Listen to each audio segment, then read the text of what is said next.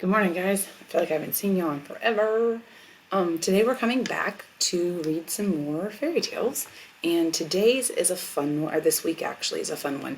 It's a very long one, and it's one of the only stories we'll read this week together, and it's Come Away, Come Away. So if you have your reading books, this story is on page 12.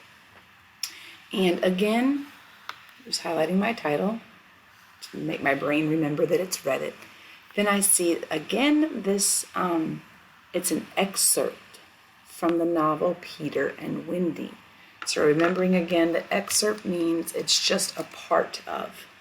It's not the whole story. It's a part of the story. And if you took a little time, you may or may not have already done this, to look at your pictures, you might see a character that you recognize, Peter Pan and Tinkerbell. So you can see here very quickly and very easily that it is a fairy tale and that the genre of our story is fiction or nonfiction. That's right, it's fiction. The author's purpose is to entertain us. We haven't talked about author's purpose in a while, so let's kind of bring that back up. The author wants to entertain us. AP meaning author's purpose. All right, if you notice, one of the first things I noticed when I start this story is that this first paragraph is in a funny writing. You see kind of that fancy writing, and we call that italics. And so it looks a little bit different here than down here in paragraph 1. So when we use italics, that's one of our nonfiction text features, or it doesn't have to be nonfiction. This is obviously fiction. It's a text feature to let our readers know that there's something different about what we're reading when we see it in italics. And here it's to let us know that this is kind of an introduction to give us some background information, and it's not part of the actual story. So we do read them though. They often have very important pieces of information in them. But today as we read, we're focusing on key details and main ideas. So as we read the introduction, we won't be looking for key details to support like a summary or a main idea. We're just reading to get that background information to understand what we're going to read. The well-known character Peter Pan, oh, we know Peter Pan, the adventurous boy from Neverland, who refuses to grow up. I'm going to underline this because to me this is important. It's describing Peter Pan. It's giving us some of his character traits. He's adventurous. If he refuses to grow up, he might be a little bit immature. He first began his literary life in the 1902 novel for adults. Wow, 1902. That's a long time ago. Then he found fame in 1904 play called Peter Pan, which was turned into a successful children's fantasy novel, Peter and Wendy, in 1911. So this was first an adult story, which is kind of shocking, right? Like, because we always think of it as a kid's story. Then it became a play, Peter Pan, and that's the movie a lot of us are a little more familiar with. And then it was turned into a children's book called Peter and Wendy. Next came a Broadway musical. Oh my goodness. Okay, so we have a play, then we have a children's novel, and then a Broadway musical, a TV movie, and an animated film about Peter, which made his character even more popular. In this chapter, early in the novel, Peter and the fairy Tinkerbell fly into the bedroom of a young girl named Wendy. Now I am going to highlight that part because this is setting me up for my setting of the story. This lets me know where they're at and kind of gives me an idea of what's going on. She lives in London, England. They're in search of Peter's shadow. So this is kind of their goal. They're looking for Peter's shadow. This is what we would call the goal or the problem that they left behind on a recent secret visit. Note how the narrator in the following passage from chapter 3 sometimes interrupts the story to address the reader directly. The narrator's kind of like me. I interrupt what we're reading to talk to you about what we're reading. So you're going to notice that a little bit from the narrator too. So we have our setting. We're in England in the bedroom of Wendy, the little girl, and Peter and Tink are looking for Peter's shadow. They go on secret visits to children's rooms, and the last time they came, he forgot to take a shadow with him. So they have a bit of a problem and a goal. All right, here we go.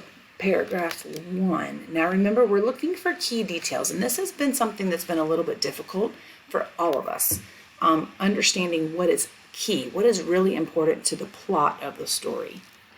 There was another light in the room now, 1,000 times brighter than night lights. I'm just going to highlight that because that's one of those really cool uses of figurative language we talked about last week. And in the time we have taken to say this, it had been in all the drawers in the nursery, looking for Peter's shadows, rummaged the wardrobe, and turned every pocket inside out. So I wonder, this light in the room that's brighter than night lights, that's looking through drawers and rummaging through a wardrobe, I wonder who or what that light is. I want you to write your prediction in the side. It was not really a light, as it made this light by flashing about so quickly. It's not really a light, but because it's flashing so quickly. But when it came to rest for a second, you saw it was a fairy. How many of you guys wrote that down? Tinkerbell, or a fairy. No longer than your hand, so she's smaller than our hand, but still growing. It was a girl called Tinkerbell, who was exquisitely gowned in a skeleton leaf. I like this word, exquisitely. Gowned in a skeleton leaf. So she's wearing a gown. Now, exquisite means kind of fancy and nice, so she looks very pretty in her skeleton leaf. So this paragraph 1 introduces us. The main idea of this paragraph, if I were going to kind of summarize it, is that we get to know our character Tinkerbell. So out here to the side, I'm going to go ahead and write Tinkerbell. Okay? And we know that she's rummaging through the bedroom. I'm just going to put looking through the bedroom. So we have some really good descriptions of Tinkerbell and what she's doing in paragraph 1. A moment after the fairy's entrance, the window was blown open by the breathing of the little stars. Ooh, I like that. The window was blown open by the breathing of the little stars, and Peter dropped in. He had carried Tinkerbell part of the way, and his hand was still messy with fairy dust. Okay, so is there anything important here? I'm thinking it's pretty important that we now have Peter. Peter enters the room. That's key. Okay. Tinkerbell, he called softly after making sure the children were asleep. Tink, where are you? She was in a jug for the moment and liking it extremely. She had never been in a jug before. Is there anything here that we feel is key to the plot of our story? I don't really think so. I think, it's kind of letting us know what she's doing, but nothing that seems real significant to what's going to happen next. Oh, do come out of the jug and tell me, do you know where they put my shadow? So here we're just still, and you don't have to make that fancy bracket, you can just do a straight line. They're just still looking for the shadow. But so far we don't have any luck. I do want you to take note at the bottom down here of this photo and by Peter Pan and Tink. And it says Olympic gymnast Cathy Rigby starred as Peter Pan in a long-running Broadway production in the 1990s. So that's kind of cool, an interesting little fact that we wouldn't have known about had we not read it. And it's kind of interesting that she starred as Peter Pan because Peter Pan is a what? Yeah, a boy. And Cathy Rigby is a girl. So it's kind of neat how they didn't really allow that to be a big deal. All right, friends, I think for the most part, I wanted to read a little further, but I see the time is getting a little long. Now, let's see, let's try to get through page 14. The loveliest tinkle as of golden bells answered him. It is the fairy language. You ordinary children can never hear it, but if you were to hear it, you would know that you had heard it once before. So we're talking here, this is where that narrator jumps in. So the narrator, I don't ever spell narrator right, guys, because it's narrator, but we don't really say it that way. She's telling you about this fairy language and how it's that ordinary children cannot hear it. But if you've ever heard it, you'd know you hear it. Tink said that the shadow was in the big box. Oh, we maybe found the shadow. She meant the chest of drawers, and Peter jumped at the drawers, scattering their contents to the floor with both hands, as kings toss halfpence to the crowd. In a moment, he had recovered his shadow, and in his delight, he forgot, he had shut Tinker Bell up in the drawer. So we've got two key details here. One is Peter finds his shadow. The other one is Peter shuts Tink in the drawer. If he thought at all, but I don't believe he ever thought, that is something important to know about our character. This lets us know that he's a little bit